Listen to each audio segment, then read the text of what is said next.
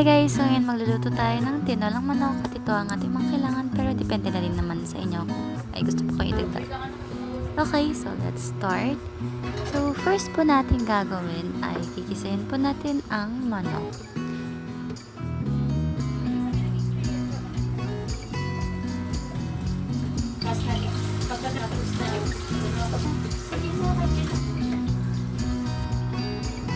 Okay, so habang ginigisa natin yung manok ay ako po ay kakanta muna.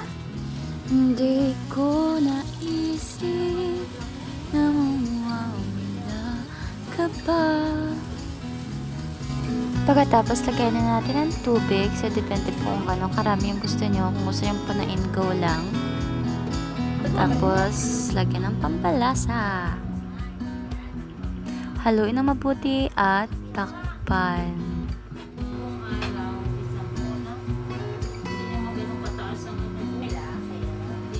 Next, isilalagay na natin ang papaya.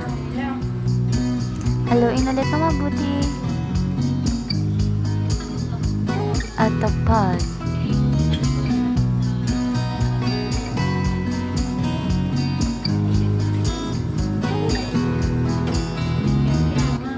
Tapos ilagay na din natin ang dahon ng sili at sili. Ha? Okay. Tapos ang malunggay. At pakuliin lang ulit ng konti. And tada! Luto na siya! Luto na siya! Luto na siya! Okay.